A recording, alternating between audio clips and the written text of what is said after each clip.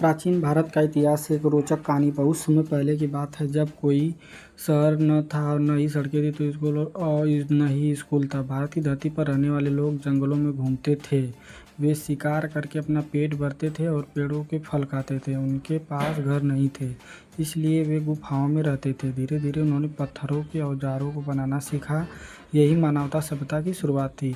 समय बीतता गया, लोगों ने एक बड़ी खोज की खेती की। अब उन्हें भोजन के लिए हर समय भटकना नहीं पड़ता था। उन्होंने गेहूँ और जौ उगाना शुरू किया, पशु पालने लगे और नदियों के किनारे बसने लगे। यहीं से गाँव का निर्माण हुआ। लगभग 2500 ईस्वी पूर्व भारत में एक महान सभ्यता विकसित हुई, जिसे इंडस वैली सिविलाइजेशन कहा जाता है। इसके प्रमुख नगर हड़प्पा, मोहनजोदड़ो थे। इन शहरों की सड़कों का निर्माण इतना व्यवस्थित था कि आज भी लोग इन्हें देखकर आश्चर्य करते हैं। घर पक्की ईंटों के बने होते थे और जल निकासी की उत्कृष्ट व्यवस्था थी। लोग व्यापार करते थे, कला कौशल में निपुण थे।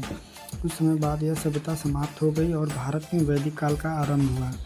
इस समय आर्य लोग भारत आए, उन्होंने वेदों की रचना की, इसलिए इसे वैदिक काल कहा जाता है। लोगों का जीवन खेती और पशुपालन पर आधारित था। समाज में धर्म और यज्ञ का विशेष महत्व था। धीरे धीरे छोटे राज्यों का निर्माण होने लगा। समय के साथ भारत में 16 बड़े राज्यों का उदय हुआ, जिन्हें महाजनपद कहा गया। इनमें मगध सबसे शक्तिशाली राज्य बनकर उभरा। इसी काल में दो महान व्यक्तित्व जन्मे, गौतम बुद्ध और महावीर। बुद्ध ने लोगों का मध्यम मार्ग और करुणा का संदेश दिया, जबकि महावीर ने अहिंसा और सत्य का मार्ग दिखाया। उनके विचारों ने भारतीय समाज को गहराई से प्रभावित किया। इसके बाद भारत में एक नए युग की शुरुआत हुई।